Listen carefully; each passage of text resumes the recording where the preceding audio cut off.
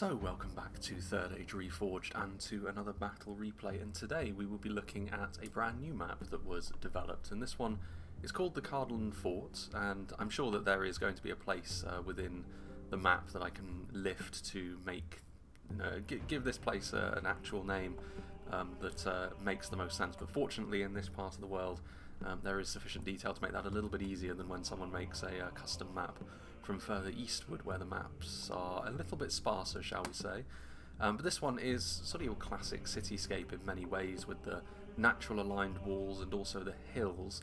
It reminds me a little bit actually of an Elven Tower map once upon a time, where you had the relatively well-formed outer walls and then a central hill that you could use as a final stand. But ultimately, in terms of opportunities for pulling back and retreating further within the settlement, there's only so many places you can go to.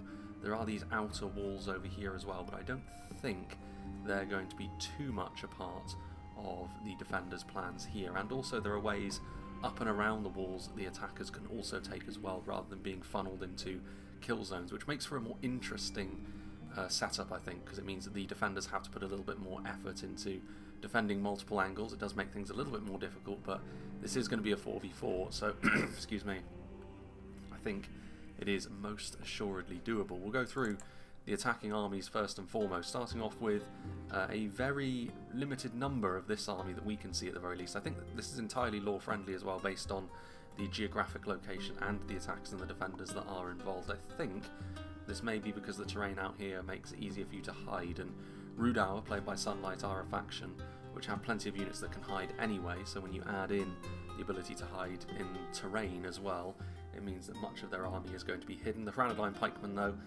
they are not hidden.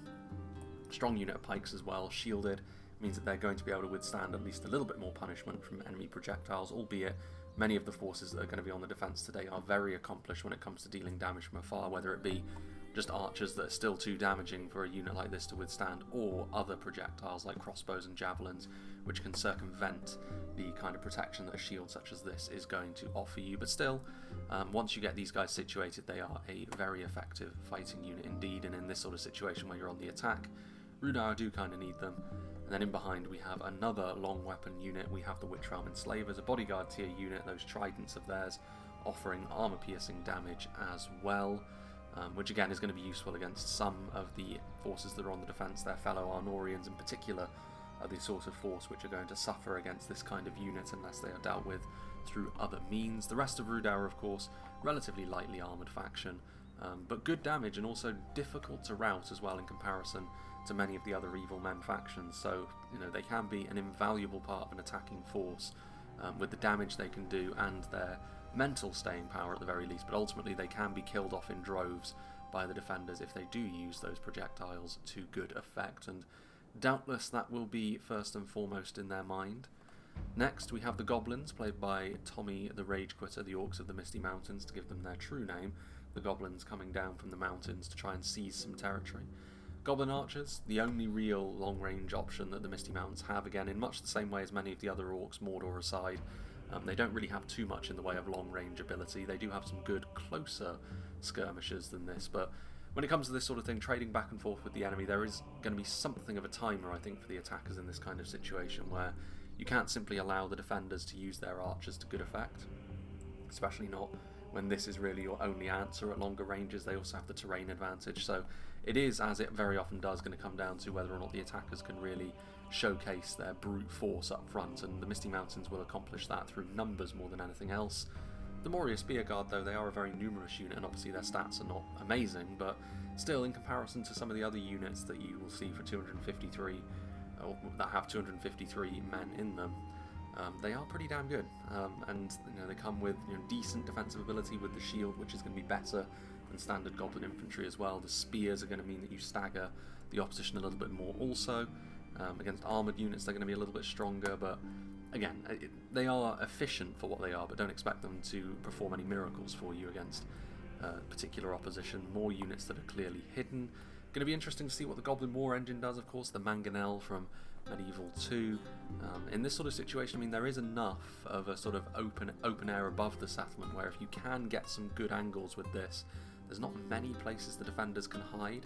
And the mangonel, while it won't be super damaging, at least, there's a very small chance that it can be, unbelievably damaging. But generally speaking, it's not going to be quite as hard hitting as a catapult or a trebuchet just because of the slightly erratic nature of what it does. But you are going to be able to do a lot of damage, and also certain forces that are on the defence may very well crumble to this thing's morale shattering capabilities, though that does also ring true for the attackers themselves. They need to be careful not to get friendly fire with that, otherwise the Orcs of the Misty Mountains are not well known for their mental fortitude. Bolg's champions, their cavalry unit, as is the case with most Orcs, their cavalry tends to focus around counteracting enemy cavalry. Having said that, they also do have a good charge on them as well, so if they do see gaps that they can go for with their spears down, then that could be the sort of thing to help tilt the balance of forces in their favour. But we'll have to wait and see on that one. But at the very least, they will be good for trying to counteract enemy cavalry as it tries to sally forth. Drake Broodling is going to be a little bit more useful for trying to batter their way through the defenders as they start to lose a bit of ground, a bit of momentum perhaps. They do count as cavalry, so anti-cavalry units such as pikes and spears are going to be more effective against them. If you keep them moving, however, even against these kinds of units, they can be difficult to stop, but if there's sufficient mass, they can be useless. They really are a kind of all-or-nothing kind of unit. They can either be super useful for letting the Misty Mountains in, or they can be a bit of an expensive waste of space, so we'll see how Tommy can utilise them here. Another one of the Misty Mountains line breakers are the Cave Trolls. A little bit easier to use these guys to force path your way through enemy lines because there's simply more of them.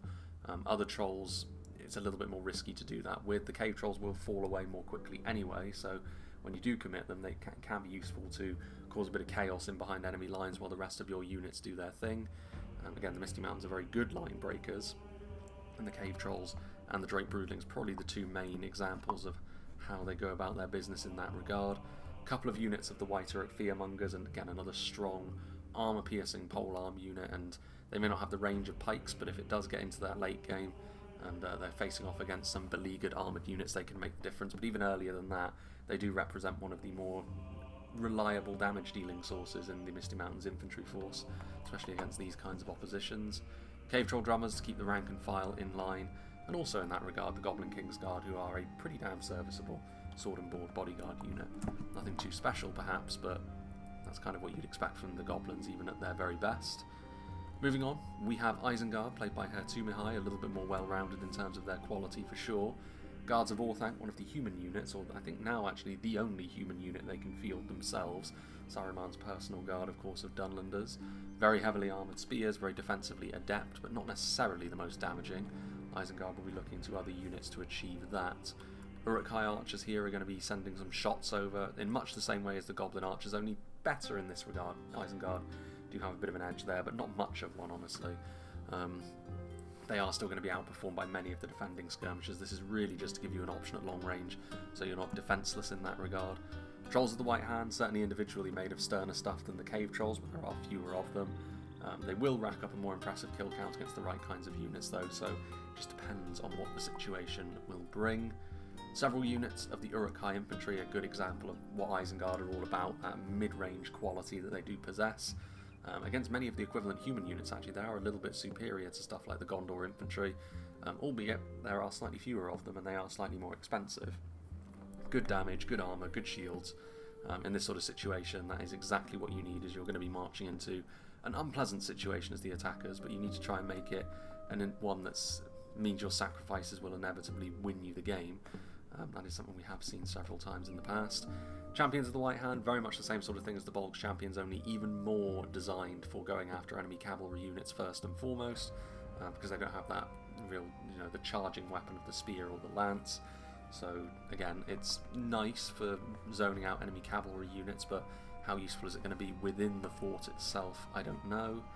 Uruk-hai pikemen, not too surprising to see these guys either, much like the Franadyne pikes, if you can get them situated sort of in the mid-game onwards. It's exactly the sort of thing which can give the attackers a really noticeable advantage. But they are unshielded, the armour is decent enough, but this is going to be one of the first ports of call for the defending skirmishers to try and snipe a few of these guys out. We also have the Uruk-hai crossbows. I mean, I don't know if the heavy goblin crossbows are here. They could have been hidden in that section of the map, but The Uruk-hai, again, if they can get into a good position, they can be really devastating attackers. Time and again we've seen crossbows get into position and really turn the battle away from the defenders permanently once they do so. The Uruk-hai, if they can do so, it will be very useful for the red team as a whole. But again, it's an interesting kind of settlement. There's a few instances of locations maybe where crossbows could be really dominating for the attackers, but to get there they're going to have to go through some of the defenders at the very least, so it'll give the defenders all the motivation they need to really defend from the front. Nazkai as well, strong, armor-piercing damage, really, really potent, as you would expect as well from Isengard's upper tier. That's really where their damage dealing in melee comes into play. Another unique artillery piece in the Isengard Ballista, again on this kind of map. It is pretty much the opposite to the Goblin War Engine in the sense that this is very usually one of the most reliable pieces of artillery that the game has to offer. Whether or not it's going to be able to get the sight lines to be that kind of force on the field today remains to be seen. We shall see. Moving on to the final attacking army, and another Rhudaur force, which is interesting. We can see more of them over here on this side of the map, now that they're not hidden with Fowler Mad. He's got the Ettenmoor's Troll Hunters, and I think, well, I mean, moving in through here, I mean, the Javelins of Rhudaur, I'd be very surprised if the other army doesn't have them as well, in addition to possibly Trollshore Axe Throwers, although they can hide anywhere, so they'll even be hidden over here. But yeah, the throwing projectiles of Rhudaur, massive part of what they do, and in addition to that we also have the Arthedain Berserkers and the Coldfell Maidens, a couple of them with more javelins as well, a little bit of manoeuvrability as well. There's plenty of anti-cavalry capabilities for the red team here. It'll be interesting to see if the blue team have any sort of cavalry that they were intending to use. Rhudaur Swordsman as well, I mean, perfectly serviceable for this kind of unit, decently damaging as well, decently numerous, but again it's that defense and armor that does let most Rhudaur units down. In most other aspects, Rhudaur are a pretty accomplished faction, but it's just whether you can keep momentum going with how squishy some of them tend to be, and even the Rhudaur Swordsman here with those shields aren't going to be the most resilient against ranged pressure. A couple of units of Arthedain Pikemen again, Withdrawal Enslavers. There's also the Arthedain Nobles at the back over here.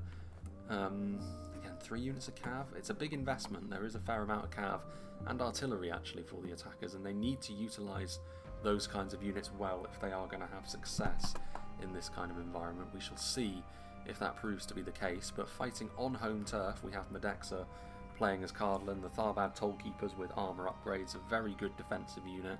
Cardolan have that about them where their standard rank and file units are good defensively, not particularly damaging, and mentally a little bit fragile though, so you do need to support them, but if you do, they can be some of the most efficient units for their tier that the game has to offer. Speaking of which, you have the Hearthguard of Amon Sul in and amongst there, one of the best heavy archers in the game, very, very resilient.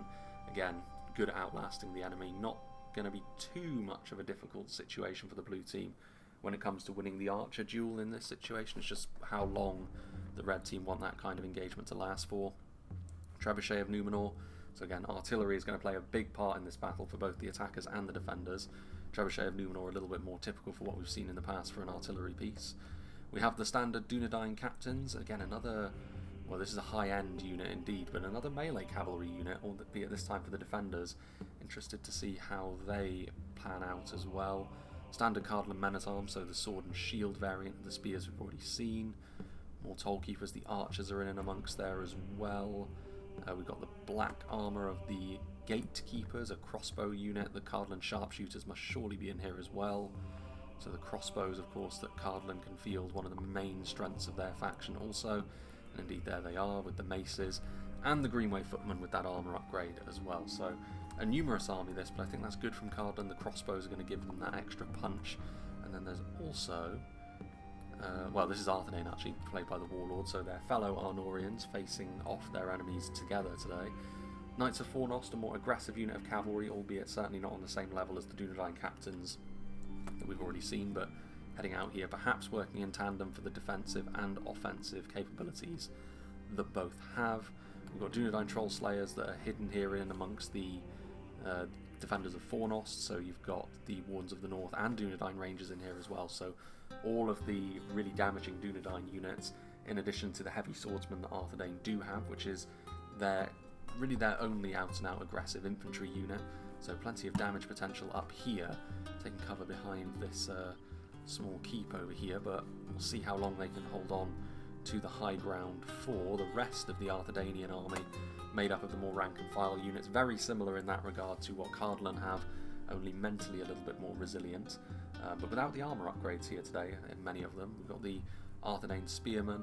The Marksmen do have the armour upgrade, which again will just give them that little bit more of an advantage when it comes to trading back and forth with their foes. We've got the Trebuchet of Numenor once again, so another example of this unit, albeit this time with the black accents on their armour. The standard men-at-arms are back here as well, and that's going to be pretty much it for Arthedain, I think. Going a little bit more in for their Dunedain units, which again is not too surprising. And now moving on, we have an Elven contingent to the defence as well. Played by Hidden, we have the Elves of Lindon, who have been pretty good in most situations we've seen them in so far. Very damaging, especially if they can use the settlement to try and make up for some of their weaknesses at range, but then it's not a huge amount of archers that the red team have at their disposal, so it could very well come down to pure melee, and that is exactly where Lindon excel. Harlanded infantry, especially against Orcish and Evil Men factions, the quality difference is significant. The numbers can be a little bit of a problem, so Lindon do need to pick and choose where they engage wisely, otherwise they could be on the receiving end of losing ground more often than not in this battle. But if they get that right, that's where they can really display some of their strength. We've got the Horse Lords of Ulmo in here as well, a very good aggressive cavalry unit, though with all the anti-cavalry cavalry that the red team do have, that could prove to be a little bit of a concern, maybe. Lindar Bowmen, obviously damage at long ranges, elves excel there. They don't have the most armour, armoured units, but should be pretty good at picking off some of those enemies there. Harlanded infantry, 2 units of them. Lindar Mariners, obviously again, Lindon have got those javelins in their favour as well. And over here we also have the Noldorin Guard. Obviously they do have that heavily armoured higher end units, but the vast majority of their faction do not have access to the armour of old here. We've got Harlandon Riders as well as more of the Noldorin Guard. Harlandon Riders are the bow cavalry and spear cavalry hybrids. And then we have the Mithlon Swordmasters as well as some of those pikes in there as well. More Swordmasters and Marines, more Blade Masters. So Lindon with plenty of damage dealers, unsurprisingly, with those pikes at the centre to try and give them a little bit of cover. And finally, the player who sent me this battle replay is Red Knight, who's playing as Imladris. So much more armoured units than Lindon have got, but in this occasion, Swords of Rivendell unupgraded and Standard Spears of Rivendell, so trying to go for those numbers, which in a 4v4 the defenders you do kind of have to, but these kinds of units are where the elves can really shine, because even though they are cheaper and you can save a bit of money by bringing them, they're still going to be better than the equivalents from other factions. The numbers are really the only black mark against them, but in a situation like this you can make the battlefield narrower anyway, and that's where you can really have a good time with your army. Gwythian Myrdain with those armour-piercing weapons, of course, those hammers, going to be more useful against the Orcish factions on display today than the Rhudaur armies. Imladris Guardians, again, unupgraded, but money can be a little bit tight when you're playing as the elves on an even defence like this. It means that you're going to have less money to play with, and upgrading the God Helene here is a real force multiplier for them. Silverthorns as well. Interesting to see 2 Elder Endway Archers, but then they're also very strong in melee as well, so perhaps that is the thinking long term. We've got some Swords of Rivendell again, more of the Spears of Rivendell, some stakes set up by the Noritino warriors here on this flank, but actually a lot of the rank and file, which many a times we've seen Imladris fall apart because of numbers, but blending in a few more of the regular units here, which I think is a good idea, especially considering some of the high damage potential that some of their high-end units have. Archers, of course, are where the blue team can really make a bit of a statement here. Some more Lindon units up here as well. But I imagine there's going to be a little bit of a preamble to this battle as all the attackers will start to move forward, the defenders will reshuffle as well. So I'll make a little bit of a cut and we shall rejoin when the attackers are upon the walls. So interestingly, rather than the grace period being the attackers moving forwards, it's actually the defenders that are going to be occupying the outer reaches of the fortress as well, which, I mean, in a way is a good thing for them, because it means that there are slightly better shooting angles for them to take up, but it also means there's a lot more surface area for them to cover, and a chain is only as strong as its weakest link, so if any one of these areas starts to falter, it could mean that the entire outer defence starts to unravel and they have to readjust themselves quickly, which has been the undoing of many a defensive effort in the past. We shall see if that proves to be the case this time around, but Over here, Imladris going to be facing off against Rhudaur, as was always going to be likely anyway. Humans going to be taking control mostly of the western side of the fortress, the elves the eastern side. Still no immediate moves forward just yet, so they're going to have more numbers to deal with the attackers over on this side, but perhaps more quality and certainly more punch at long range anyway over on the other. It is a situation where those Cardolan crossbows could really start to come into their own, though. The trolls starting to amble their way forwards.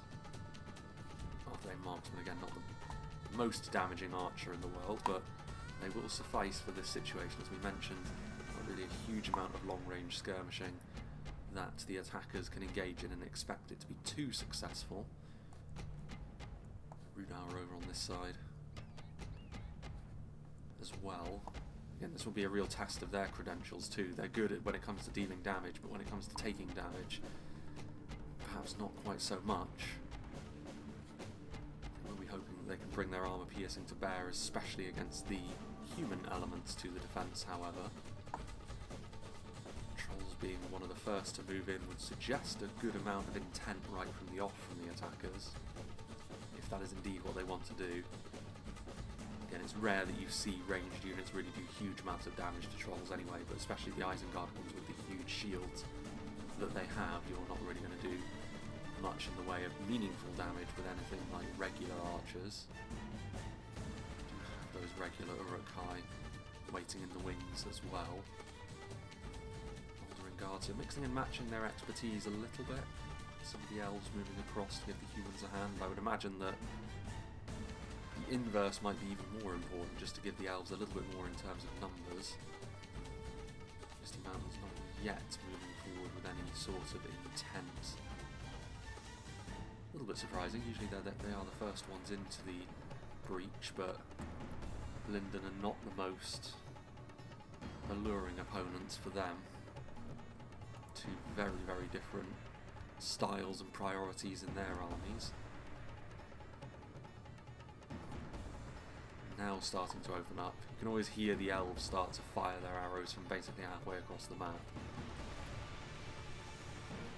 They're going after, but I mean, to be fair, the back and forth against the Lindon archers, because of how lightly armoured they are, may not go quite so well. Horse Lords of Ulmo moving forwards, and indeed that will force the Urukai archers back. And that's where the spears that are just in behind will start to come into their own. Interesting to see artillery starting to arc across the sky already. Did they manage to hit one of the trolls there? They did, so worthwhile in many ways. Decent amount of damage to the spear guard as well. It's by no means guaranteed when you try a really long range shot like that with artillery that you're going to hit the trolls, but managing to kill off even just one is a decent return there. So for the second volley, mind you. Trollshot axe throwers moving forward immediately as well. Tharbad Tollkeepers are there, Cardolan archers. I mean, one problem that the Trollshot axe throwers do have, they can offer you a lot of damage for a very low cost, really. But they're also very, very vulnerable, both in melee and at range. They're really not the strongest unit there, so even regular archers are going to absolutely tear into them very, very quickly. And that is exactly what we're seeing here. So I'm a little bit surprised they're the first ones in, to be honest, but infantry a little bit too far back, perhaps. Cardolan sharpshooters, I mean, not using their ammunition just yet, which is understandable. Problem is, you kind of need to be able to kill off the entirety of the unit if you're going to really get the value that you want. Problem with this type of fortress as well is very often you'll see this sort of thing where defending archers end up burying a lot of their ammunition in the dirt right in front of them, rather than hitting their intended targets. A little bit of extra damage there as the half-orc spear guard go back into hiding. Lindon bowmen, presence of that cavalry pushing the Isengard archers back gives the Lindon bowmen just that extra boost that perhaps they needed. Lords of Ulmo, are they going to charge in? I'd be surprised if they did. I mean, I was going to say, like, prepared spearmen. Off the charge, you're still going to do a good amount of damage to them, but it's not the most efficient engagement in the world, especially not with javelins in support in behind. Meanwhile, the Rhudaur army that was mostly hidden over here from sunlight, seeing a few more of them now, but also immediately coming under the cosh from the Imladris archers. You know, clansmen up front. Big shields will help them out a little bit. There's a little bit more open space in behind the initial defensive position for Imladris here. So if they were to fall, Rhudaur would have a lot of space that they can claim, but also there's almost like a secondary set of choke points over here that the defenders could reposition to, so they don't necessarily have to fully retreat from the outer part of the fortress.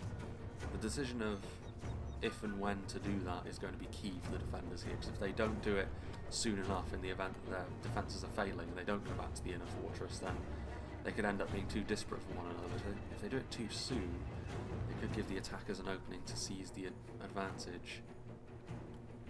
Slowly moving forward now, the Misty Mountains.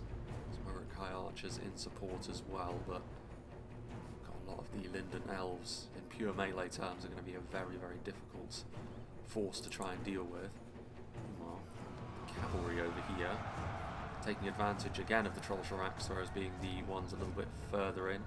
Both the Dunedain captains and the Knights of Reforged getting a charge there, interrupting their shots and doing a bit of extra damage.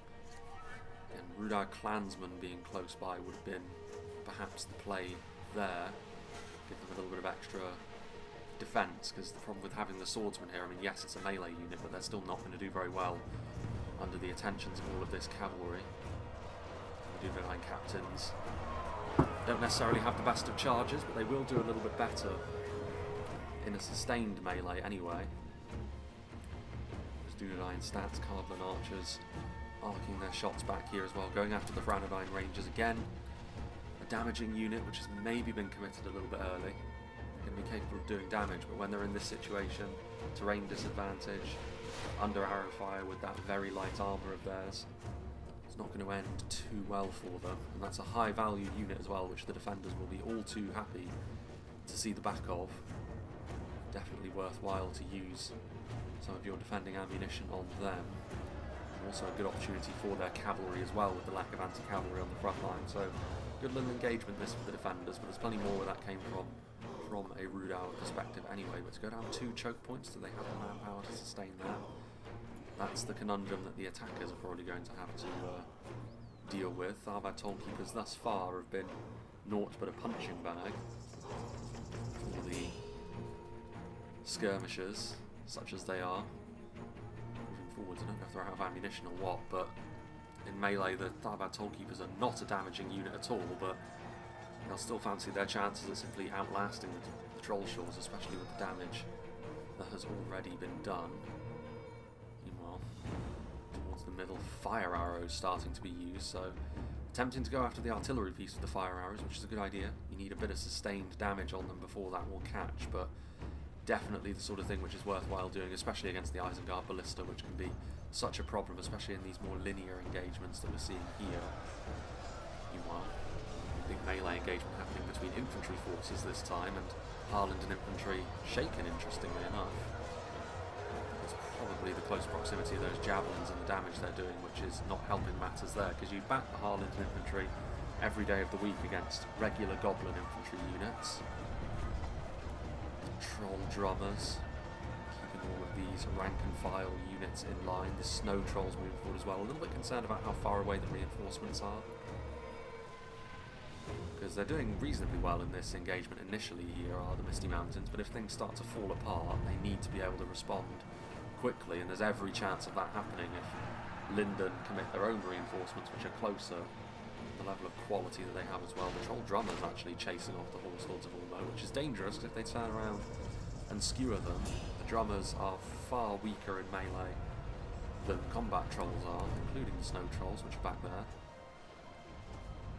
Many missiles still ripping their way through the air, and many of them are going to be elven in nature, so that damage is going to be significant. Things have stabilised on the front line now for the Lindon infantry.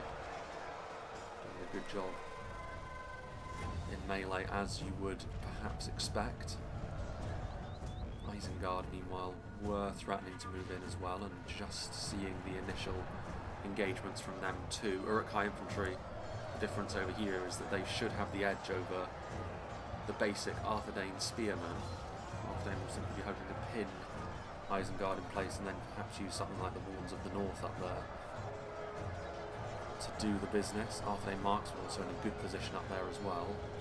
They're going after the trolls, interestingly enough. I mean, if you're going to go after the trolls, then the armor-piercing missiles are probably the way to go, because they will do meaningful damage and at least soften the trolls up for the kill in melee.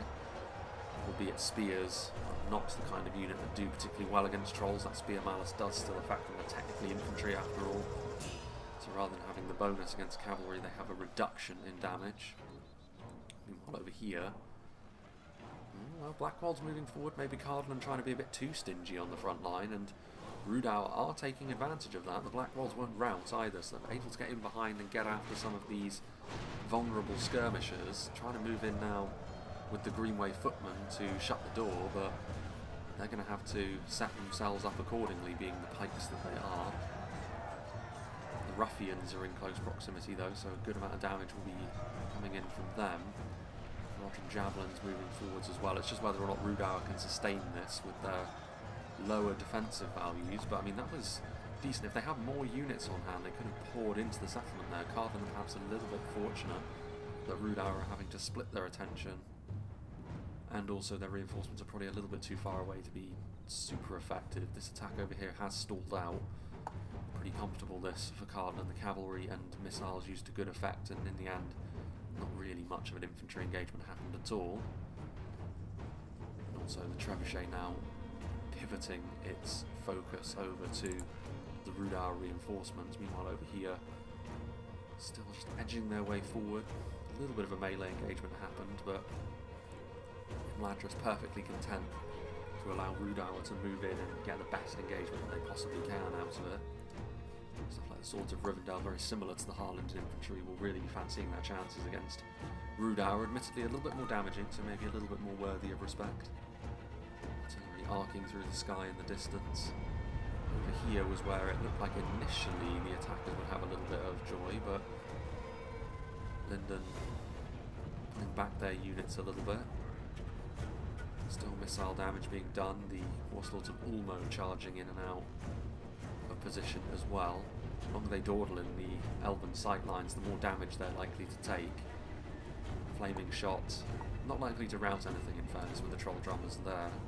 Not likely to kill the troll drummers either. Meanwhile, speaking of trolls, the Trolls of the White Hand doing the business in melee. Arthedain men-at-arms moving in to shore up the initial spear line. There's enough of them here that it'll take Isengard a little while to work through all of this infantry, but they should be able to get there.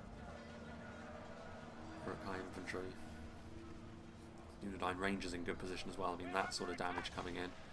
Always a big plus of Arthedain is the support you can bring in from your ranged units, all of your Dunedain. And even with Isengard's armour, that level of damage is going to take its toll. Plenty of reinforcements still in place as well. The regular archers also playing their part. Trying to bring in some of their own support. Again, reinforcements maybe a little bit too far back. I mean, I can understand them not wanting the reinforcements right there, because then their whole army would be fully in range of the artillery and archers, but I do think they need to be a little bit closer, because one thing that's already becoming a little bit apparent as this attack wears on is the fact that the attack starts to peter out, and by the time the reinforcements arrive, they haven't really gained anything, but they've lost a lot of their manpower and haven't been able to turn the tide in terms of that momentum. I've had Tollkeepers moving across. Some of the Lindon units look to be vacating this area of the map, and rightly so. This is only a footnote, really, of a Rhudaur force. A minor force of Cardolan should suffice to deal with that. This trebuchet's found a good position for itself because it can cover a fair few angles. Some shots a little bit more difficult than others, perhaps. Urukai archers, what are they going after? Yeah, going after the Lindar bowmen.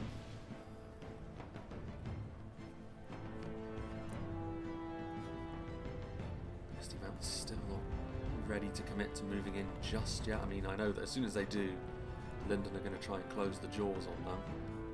Their infantry. Snarger skirmishers trying to do what little bits of damage they can, ceding more ground, interestingly enough. Was that a direct hit? Yes, it was. I saw. That's a very rare thing to see, actually. A direct hit from the rotting meat killing a unit model. But doing it on this occasion. One Moria Spear Guard falls. Well, more of Rhudaur's force, a little bit of that Misty Mountains force as well. Threatening now to move in over here, which is probably the right idea if they can twin that with a genuine attack through here. And Imladris actually siphoning off a lot of their forces, and this is the sign that they are pulling back into the inner fortress now. It's good that they're doing that in a planned way.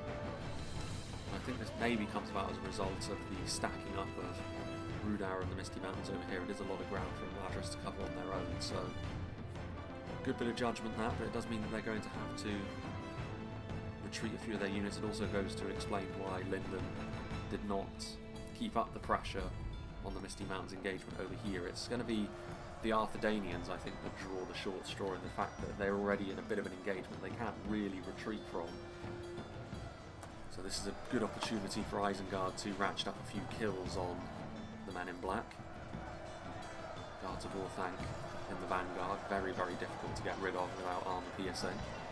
And the Arthedain marksmen and the Arthedain man-at-arms will not have the minerals to do that. As they start to scurry off. Arthedain spearmen also.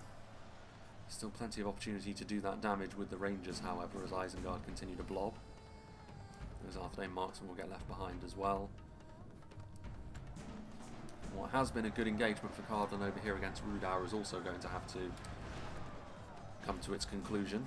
And Cardolan starting to retreat all of their important units, their crossbows and all of their range forces. Again, much like Arthedain, they're going to have to leave something of a rear guard over here, but I don't think they'll mind too much about that. The value they've been able to score over on this engagement has been good for the defenders. There's also the cavalry which can cover a retreat.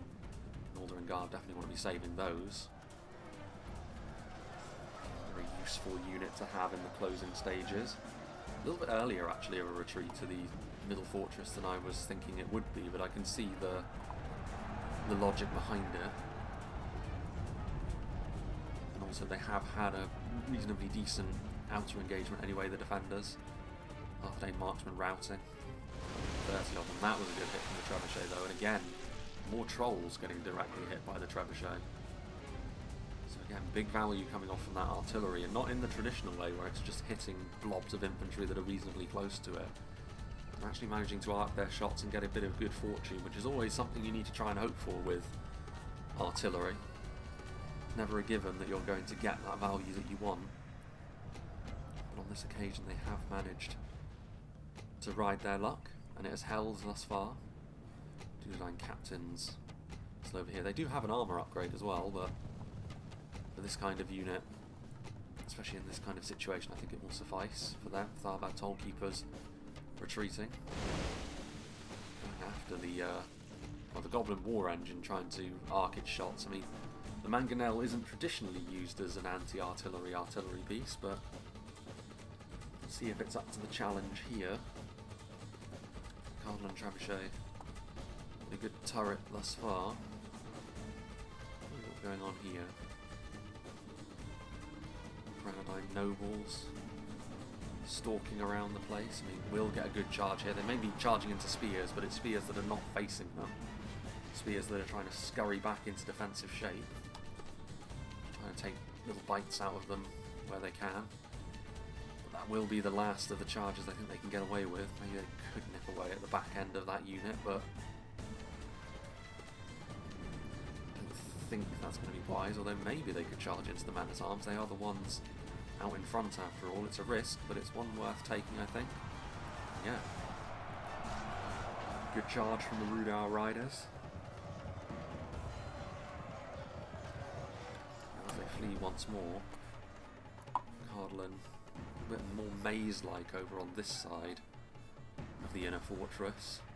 A little bit more... It is a little bit more confined. Trollshire axe throwers. I mean, this should suit the elves a little bit better as the battle wears on. Having that closer closer together defensive positions that they can rely upon, as opposed to the very wide open spaces of the outer rim. And our bowman managing to retreat also. It does seem like Arthedain were the only ones to take genuine losses on the retreat as they try to move up here. I mean, Arthedain men-at-arms routing, actually not able to retreat, so another example of Arthedain's units being left in the lurch. And surely there's a few more units up here than just one unit of Arthedain men-at-arms that's happening here. I think based on the layout of those corpses, that's got to have been the Isengard ballista, right? Cardolan and Rhudaur are a good unit to go after as well, so good little bit of value gained by the attackers there. Thought about toll keepers moving around as well. Not the most devastating infantry units. There's also the sharpshooters over here, which you don't want to lose for nothing. I mean, there are a number of ways in and through the settlements that the attackers could take here, so it's kind of a similar story with the outer layer in the sense that there are a lot of angles the defenders need to watch. And if any one falls, it could start to unravel their whole defence if they're not careful. So they do need to make sure that all of their positions are strong rather than just some. Cardolan archers in place, men-at-arms guarding them. I don't think... there's no way in from the back end of the fortress. There are extra positions that you could potentially move back to as the defenders. Other than that, I mean, the hilltop over here is really the final stand, of course, but falling back to there should be seen as the last resort. The attackers will be feeling slightly better about things. These transitional moments in the battle often tend to be good opportunities for the attackers to gain a bit of that value.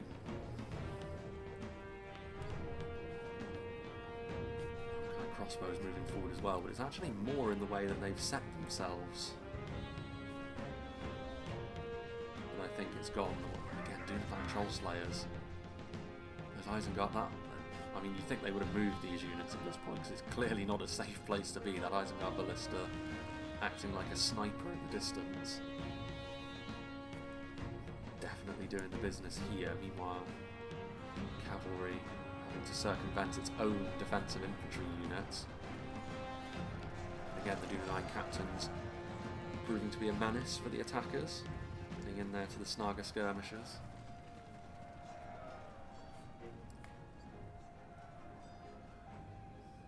Crossbows as well, having to arc their shots a bit. I mean, the real danger of those Troll Slayers has already had its wings clipped a little bit by the sheer amount of damage that the ballista's done to it, and now the Mangonel getting in on the action as well, doing some damage to the initial unit of Arthedain men-at-arms that awaits for the attackers.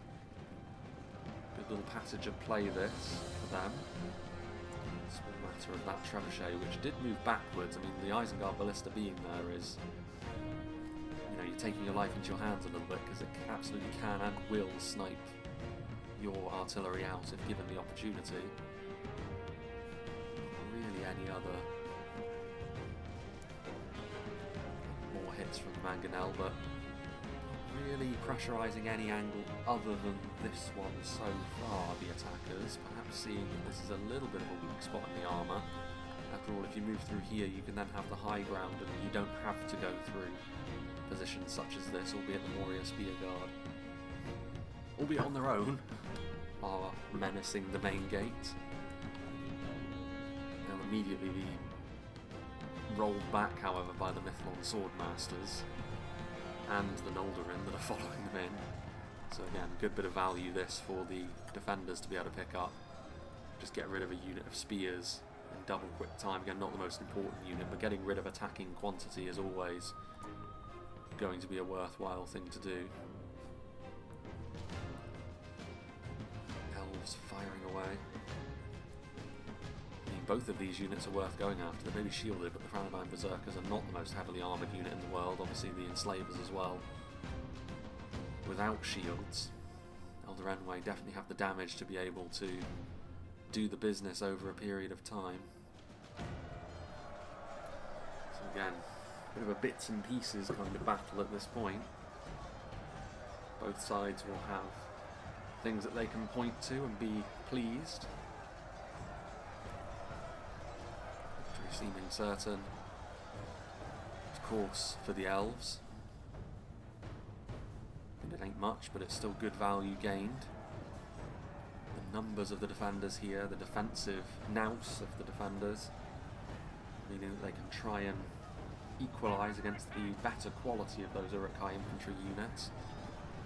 Crossbows with those bayonets of theirs now moving in. Snaga skirmishers trying to offer their own support as well. Dunedain Troll Slayers, one unit which still has its strength, the other curtailed by the bombardment from the Isengard artillery, which has moved a little bit further away now. Caranost Berserkers trying to offer a bit of support as well. Going after the Cardolan sharpshooters. Terribly surprising, having to arc their shots a little bit as well, so not great for the men in green.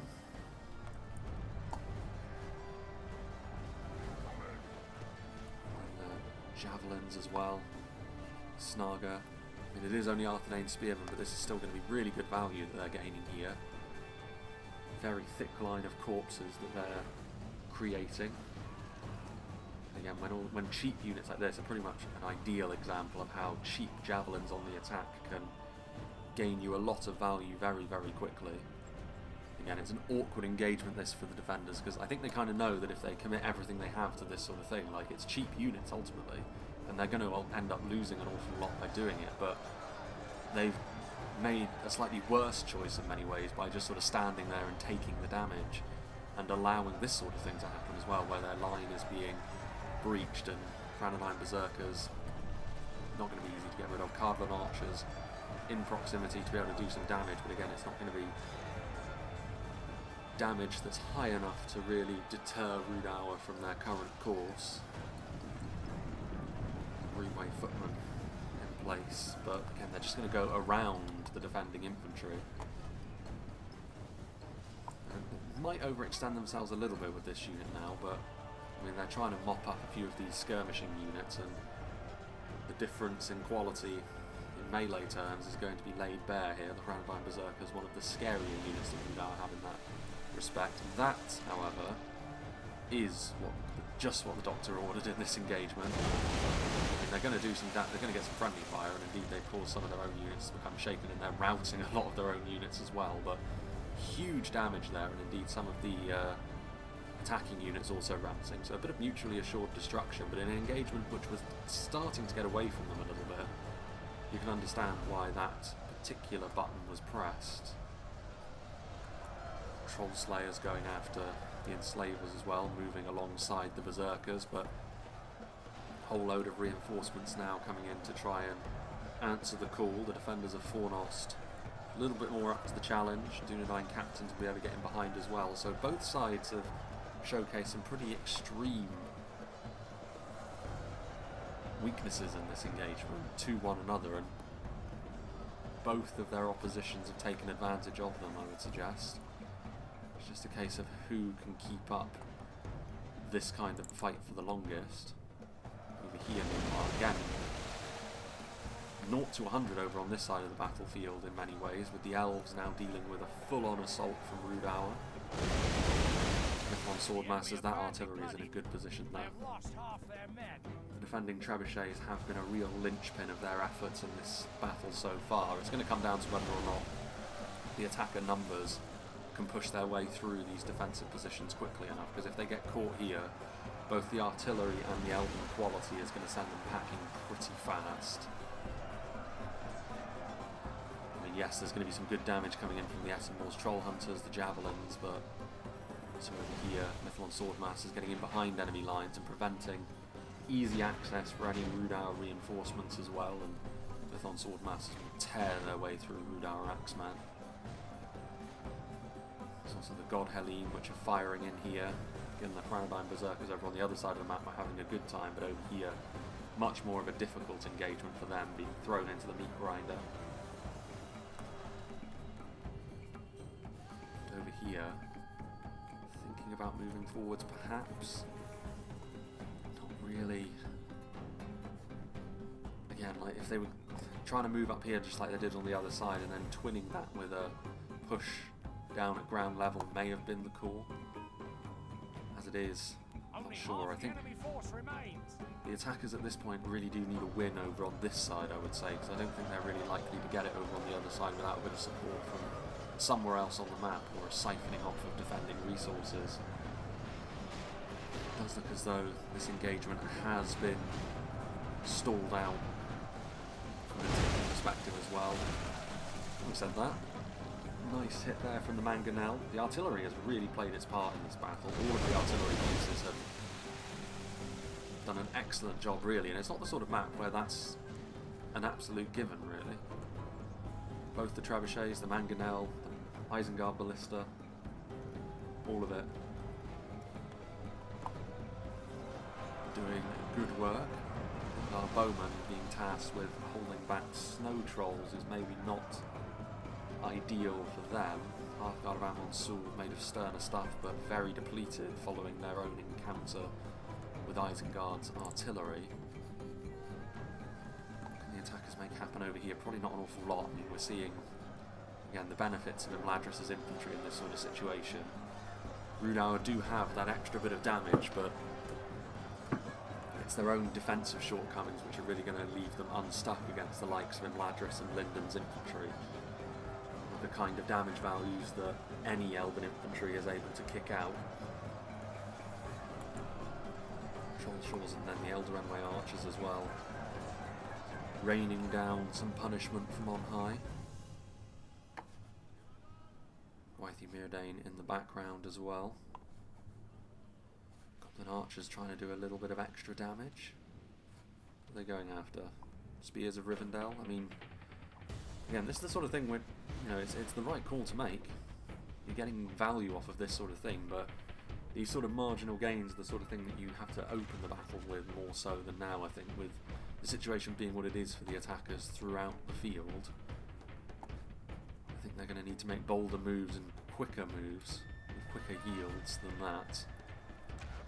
Especially when you consider what sort of punishment the elves are currently kicking out.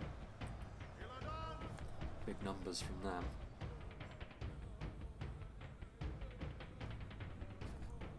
And then this hilltop engagement over here. Mangonel shooting a little bit long there by the looks of things, but still managing to get one unit model killed. A combination of elven and human swordsmen will not be needed to completely win this engagement, because that was a devastating, again, pinpoint accurate shot from the trebuchet. This is a little bit more typical, though. I said earlier on the long arc shots, as opposed to close clumped infantry engagements. This is definitely the latter of those two things, and it's where we often see artillery, like the chances of you getting good value from artillery in an engagement like this is obviously far higher. And indeed, that has proved to be the case. Maidens in behind enemy lines, but they're not going to do particularly well against the axe-wielding rangers. Not with the kind of numbers that we're seeing there. Again, Rhudaur is still having a position over there, but more and more of the reinforcements would have had to have been committed over here. More units have been committed. I mean, the Troll Slayers are in there, but they're very depleted. They do have a good animation. They're not like typical spears. They have a good attacking animation for dealing with snow trolls like this. So the defenders of Reforged will definitely be a welcome sight, helping to keep these trolls in check. Urukai archers in there also, the remnants of the trolls of the White Hand. One remains, going up against many units, probably better again, a good artillery hit though from the attackers. Maybe not quite as devastating as the ones the defenders have been able to land, but been able to hold their own in terms of the artillery back and forth.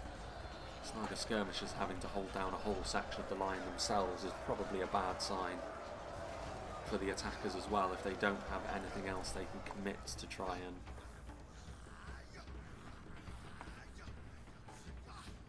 stem the flow. Helene way up on high, technically at the final stand, but a good angle. Sending some of those Rhudaur units flying. Balance of force is even now, so I mean, Rhudaur have stuck to their guns, and their numbers have allowed them to remain competitive in this fight, despite the meat grinder nature of this particular engagement. So the elves' own numbers, and also the fact that they have been able to get their throwing projectiles in support. I mean, this is the sort of unit, the Atomor's Troll Hunters, the Reforged Javelins, which can do good damage to even Imladris because of the punch that better quality javelins are able to deliver. And again, a point blank hit there, although answered in kind by a hit from the Trebuchet. Lindon Mariners threatening to get into a melee engagement with them, but now moving back once more, leaving the firing lane open for the Trebuchet. So again, putting their faith, as the battle so far has suggested they should, in their artillery pieces.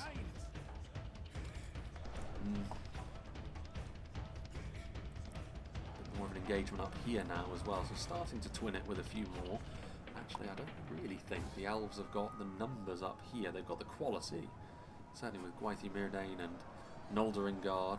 Trebuchet now turning around. Again, far from a devastating hit that, but they'll take it. The Isengard general, that will be the Nazkai. Over on the other side, we'll go and see what's happening over there in a minute. The Drake Broodlings could be the real issue here for the defenders. If they keep running around, it'll be very difficult for the elves to get set, and they need to get set because it's not a nothing attack this. They need to form a united front, especially when you've got units like the White Uruks coming forward, you've got troll support. Now, Lancelot Berserkers have got the damage and they won't run away either, and Golden Kingsguard, so this is pretty much the full Monty engagement now from the Misty Mountains as well. The Trebuchet again though managing to get a good hit given the circumstances. They've still got reinforcements that could be siphoned off to either engagement in the middle of the defenders.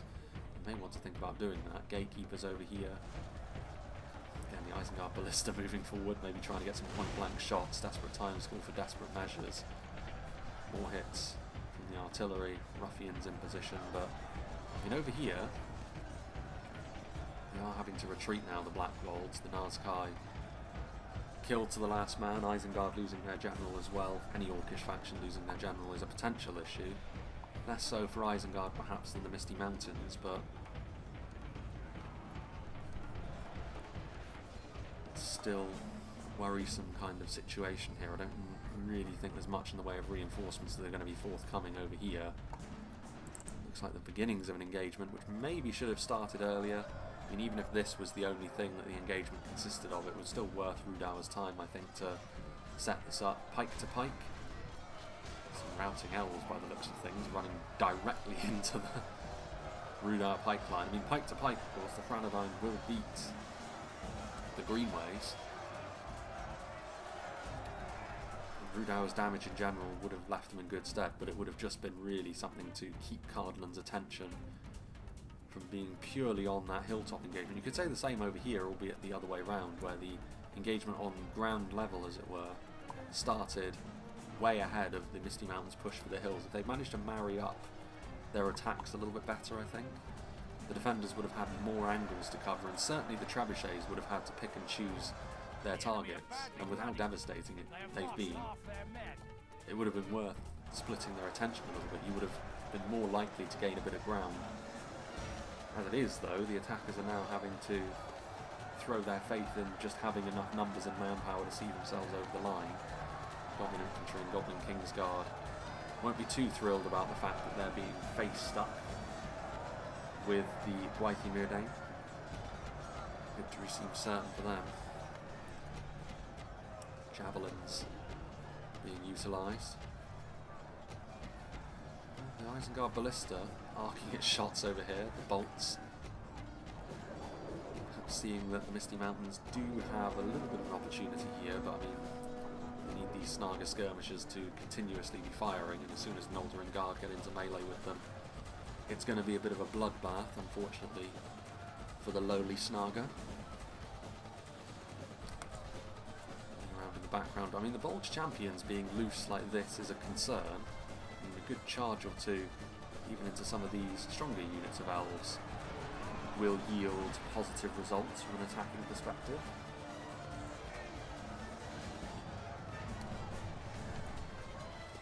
Other my archers trudging over as well. Spears of Rivendell are there. Does look as though the attack at ground level is rapidly reaching its conclusion now. God Helene getting into melee. The Lindon Mariners, I mean the Noldorin Blade Masters being up close and personal. Only 30 of them though, and the Blackwolds are no slouches, so could yet prove to be a little bit of a problem. Noldorin Blade Masters chasing the enemy into the open field, maybe with a little bit too much eagerness. 2 Caranost Rangers, yeah, definitely too much eagerness with the Enslavers here, and the crossfire that's set up, so maybe a little bit of an error there. Sort of thing giving the attackers a bit of hope. Gatekeeper's still firing away.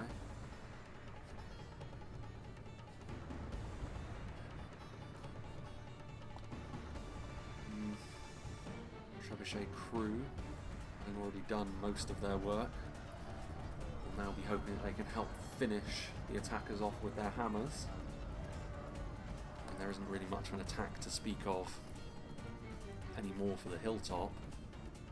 Whether or not they can make anything happen at ground level, I mean technically they are as well. I mean again, it's like I said, if they manage to link these attacks up a little bit more, they surely would have found more gaps in the defender's armour. Well, the routing trebuchet of the Rhudaur crew. Reinforcements just in behind. Pikemen. I mean, I guess the issue that Rhudaur have here is the fact that the infantry that they have in the pikes needs to kind of remain together. It's not something that can take advantage of gaps as easily. I mean, now the men-at-arms are moving in, but it took them a little while to do so. Cavalry charging into the Arthedain pikes as well. Be able to all of the surviving units from the top of the hill. Stuff like gatekeepers and defenders of Cardolan. Moving over here to the point where, well, I mean, if the attackers their dues, they have managed to seize this hilltop. The elves not having the numbers to deal with the Misty Mountains onslaught, and I mean, Rhudaur do still have some units in the open field. I mean, not too many, and indeed they have been held at arm's length anyway, so it's going to be a tough ask. Rivendell, Mythlon Marines in behind, some cavalry in the open field, just trying to pick up what scraps of damage it can, just try and dig that hole for the attackers ever deeper. And all of the units which were a little bit risky for the defenders to bring in terms of artillery and cavalry have generally been used well. And that's always a good sign when you're on the defence. If those units don't pay off for you, then it's a lot of money that you've flushed away, and it's always a bit hard to recover from that sort of thing, but I don't think that's going to prove to be too much of an issue this time around. Cardolan, again, they just have too many numbers over here for Rhudaur, in spite of the gaps that were found. And also with a unit of the quality of the gatekeepers also arriving on hand, any doubts will be dispelled here. Knight captains in the open field as well. Dueling with Coldfell Maidens. Knight captains will have too much for them in melee, however. Cardolan navigating through the settlement, repositioning themselves. The runway archers doing the same, defenders of Cardolan. I mean, they're not going to be able to reclaim this hilltop at this point.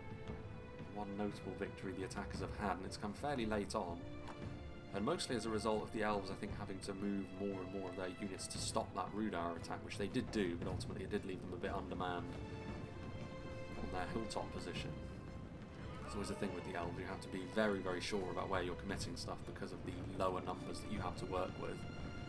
But if you are, and you're correct, then that quality is going to be very, very difficult to overcome.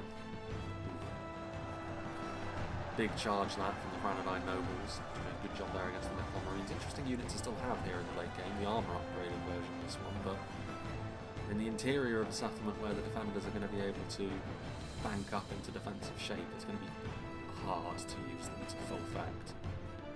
Still got enough of an anti-cavalry presence as well, to the point where I don't think it'll be too much of a concern. Now completely vanquished over on this side. Cardolan heading up and around, setting up and around the manor house at the top of the hill. Rangers. Mythalon Marines, no anti-cavalry units as such. There's a few Wardens of the North in there. I'd say a few, 56. One of the units that didn't get savaged by the Isengard Ballista on top of those hills. I mean, Rhudaur have managed to force their way into the settlement. They've got a good amount of shock value, but I think the problem is going to be over on this side now. The defenders simply having too much left in reserve, unless some sort of large-scale calamity strikes them. I don't think they will be too worried.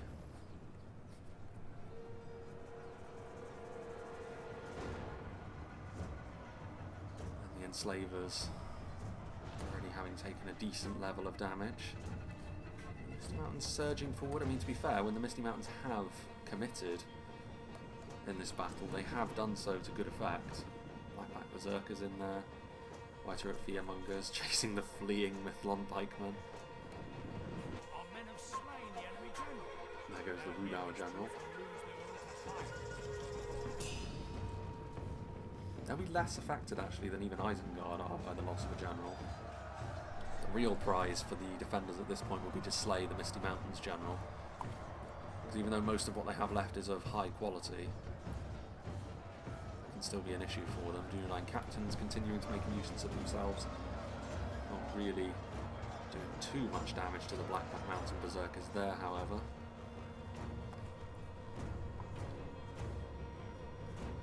Mountain Orc Berserkers scurrying away also. Well, I mean, we are going to see the final stand in effect. I don't think the attackers I mean, some of these units, they maybe got a little bit greedy. Some of these Arthedainians are going to end up cut off.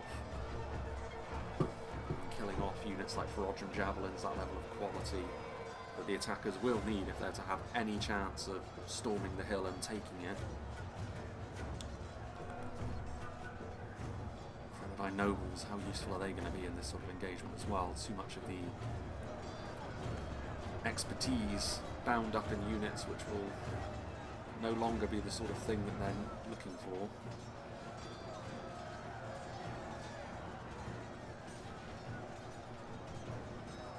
Mountain Orc Berserkers.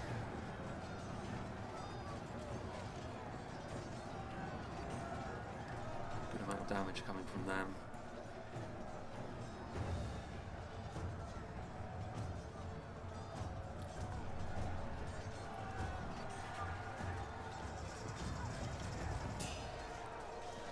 Fight their way out of this. The Arthedain general is there. Could yet meet his demise at the hand of those clubs, and indeed he does immediately. Shouldn't be too much of a concern, I wouldn't have thought. I mean, level of the defence over here. Men at arms, archers. How much ammunition do they still have left? I mean, good damage can be chucked out by those Dunedain Rangers, softening the attackers up. Nobles still there, still the bold champions as well. So the attacking cavalry has definitely been used to good effect as well. Throw the Drake Broodlings into that category. It is a close one. Much as the attackers seem to have had the better of engagements, again, it can often be the case that simply through sheer manpower the attackers can pull through these kind of battles. Mountain Orcs.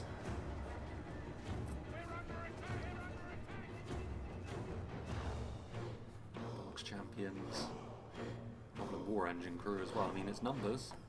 Valuable numbers for a final roll of the dice. Everything has been successfully brought back into shape. I mean, Gatekeepers, it's a huge amount of really high-end quality in all fairness for the defenders to play with here. The Elven quality was lost on top of that hill from the Misty Mountains attack. The problem from an attacking perspective is the longer they leave it, the more damage stuff like these crossbows are likely to do. My captain's still alive and well. Still got the God Helene. A few Elven units. Mostly it is human units though, and overwhelmingly it's Cardolan, who are fighting on home turf, so can they get themselves and their team over the line here.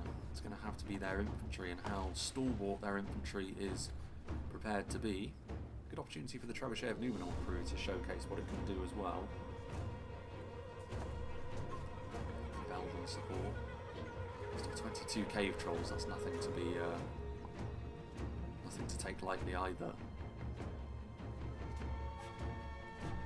Cardolan sharpshooters. They still have ammunition. I would probably be going after the Goblin Kingsguard, because if you slay that general, it's really the battle, because it's mostly at this point a Misty Mountains versus Cardolan affair. The two factions who have got the most infamous morale problems, I think, in the game. So it could yet come down to mentality. Yeah, and the crossbows are. I mean, that's the issue that the attackers have. They kind of have to throw caution to the wind and try and charge up the hill as quickly as they can, because the longer they leave it, the more of a problem it's going to be. Arthedain Rangers, I mean the crossbows. There goes a Rhudaur general as well. The longer they leave it though, I mean the crossbows won't have too much of a problem with simply reprioritising the target to the Arthedain Rangers, I wouldn't have thought, because you can't allow too much of your manpower to be bled away in this manner. Cardolan archers taking some hits from the 3 remaining Reforged javelins.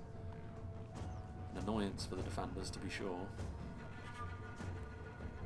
As the sharks continue to circle. It's neat that we've seen every aspect of this map, however, the outer defence, the inner fortress walls, and then ultimately the final stand.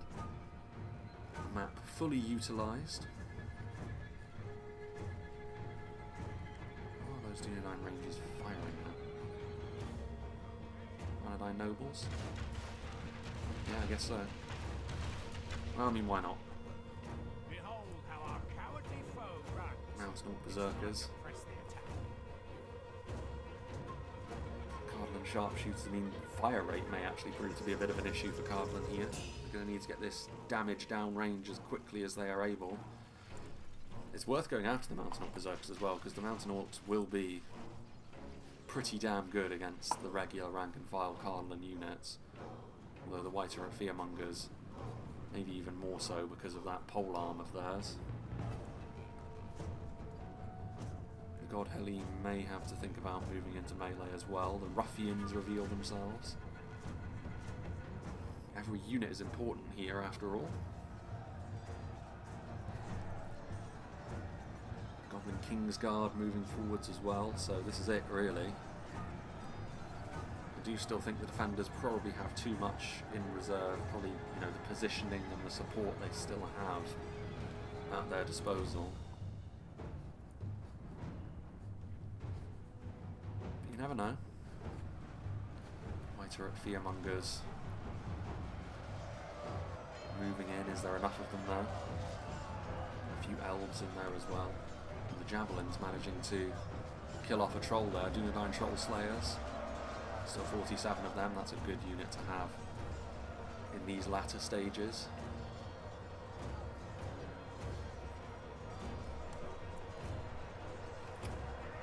The War Engine crew as well, offering the numbers.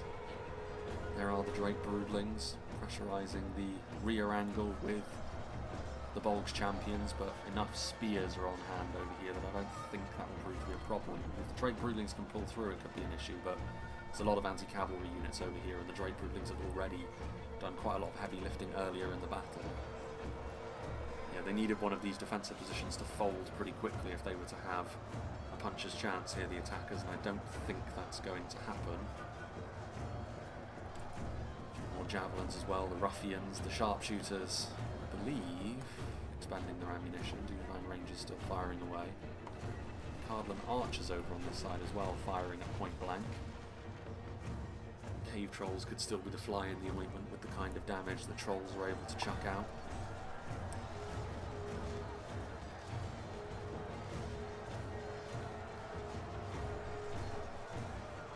Victory almost a certainty.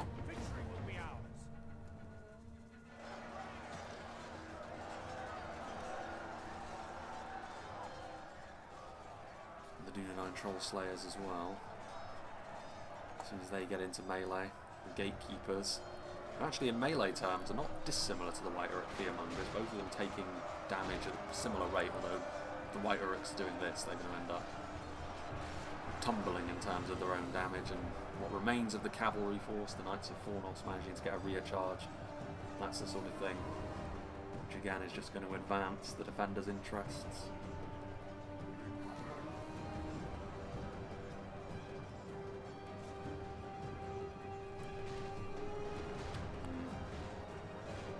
Rangers. A bit skewering there. The Knights of Fornost. 9 Rangers pulling out those axes. That of course used to be what the Troll Slayers had. They're still similar in terms of what they do in melee, the Troll Slayers. They just wield a spear, just with... They're a weird one, mechanically, because they don't have the same weaknesses that other spears do. Specialist unit, I suppose. Mountain Berserker. Oh, there goes the Lindon General. Just as they were at the bottom of the hill over there, they are. Warrior Spearguard that are routing. Killed himself on a routing unit. How is that possible? They've got things under control there. Trying to buy nobles, trying to force the issue a little bit over here, but how about Toll Keepers in behind? It's going to be too much for them, I think, to... Well, they might get through, but with how many is the question. How impactful is that likely to be? God Halim on the front line has really helped knit the Cardolan resistance together. Cardolan Rangers having to throw themselves in now as well, so very much an all-in kind of situation as we head into the final 2,000 frames. I don't think the attackers have got anything left that they can really do. God Halim leaving the front line could be a little bit of a concern, however. Good tidings. The enemy general lies Well, there goes the Goblin General. That surely will start to... Well, I mean, Mountain Orc Berserkers won't rout anyway. But these guys will. Blackback Mountain Berserkers, all of the berserking units that the Misty Mountains have will remain and fight, but everything else at the loss of the General, it's not looking good for them.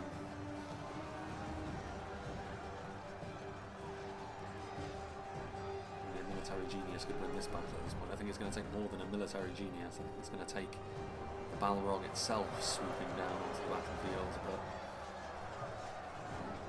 which is unlikely. Victory almost a certainty. Ruffians proving their worth in the late game as well. Up in Kingsguard taking point blanks from the Troll Slayers. One unit of the Troll Slayers, of course, on the receiving end of the ballista, but this other one in the late game has been a very important unit for the defenders to be able to see themselves over the line in the way that they have. This is going to be a good defender victory.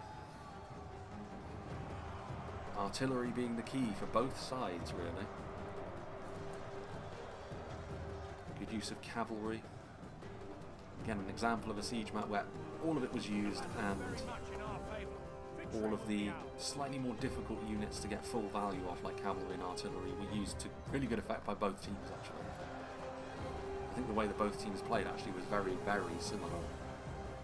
If I had to split it, I suppose I would say that the performances of the defending trebuchets were probably the difference maker in the long run. If they had a bit more to play with on those hilltop advances, if the trebuchets didn't get the kind of kills at the moments they did, maybe things would have been a little bit different. But as it is, I mean, neither side can grumble too much about their opposition's artillery performance when their own did very well also. So there's not really much to say about how the players did. Circumstance dictated things. I think the defenders, when they chose to retreat, I mean, they've been vindicated in it. Like, it definitely was the right call to make. Ultimately, they have been able to see off the invaders, if only just. Still, I think it'll be the Blackback Berserkers, won't it? The last ones, indeed.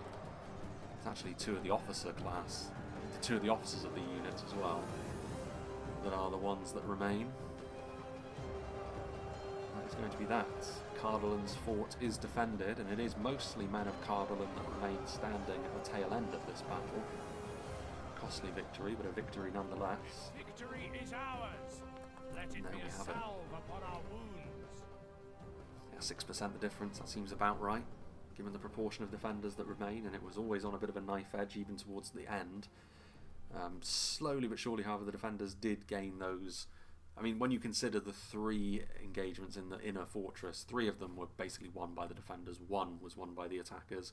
It's always a little bit of a telltale sign about where the battle is heading, but they were still in it in the late game, the attackers. They just didn't have the capabilities to see themselves over the line given the numbers that they had left by that point. Good damage from Imladris and Cardolan, obviously the artillery and the ranged firepower. Lindon and Arthedain, you know, we saw them in action as a melee force. I mean, Arthedain in particular ended up bearing the brunt of that initial retreat. They were the ones that ultimately ended up taking more losses, but they were still a force going into the later game. And yeah, we'll see what did the damage for Imladris, Red Knight, Godheli, Eldarenway Archers, Imladris, oh no, the Gwythi Myrdain it was, ended up getting 443 kills, big performance from them. Spears of Rivendell doing quite well. Unsurprising that the Archers got nearly 300 kills apiece because they were in a good position, good damage, and then the Godhelm and the Eldarenway also both were a factor later on with their melee prowess as well. I mean, Gwythi Myrdain ended up getting a decent amount of damage, I guess, but yeah, I mean, they overwhelmed on that hilltop in the end, but I think the rank and file approach from Imladris did actually work, because if they'd gone full quality, I don't think they would have had the numbers, and I think ultimately Rhudaur and the Misty Mountains on that side of the battlefield probably would have been victorious, and that would have been very bad for the defenders. So I think ultimately very much vindicated in their compositions as well, the defenders. So yeah, a big thank you to Red Knight for sending this one in, I believe the map creator as well. Always good to see new maps like this, and indeed Tommy, the next map that we've got coming up, the next battle, is going to be one from him, which is also a new custom map, which I think it's in the game by default, that one, but it's one that we haven't seen before. So that is going to be something which we do next up. There's a couple more replays coming as well. The faction overview series will be ongoing. I think by the time this one comes out, we'll be into kind of the second half of proceedings. I think the next one out is going to be Dale, if I'm not mistaken. So this is, we'll make our way eastwards through the human factions, and then we'll make our way back westward with the Sylvan Elves and the Goblins, and then we'll mop things up by going for the Numenorians on the coast. I think that'll probably be the best way to do things. But yeah, that's really the ultimate schedule, and there'll be another update really come the tail end of the year regarding various things about future plans and all of that. So that's the overall idea. Big thank you to Red Knight and all of the players involved in this one once again. I hope you enjoyed this, and I hope you'll join me for whatever is next.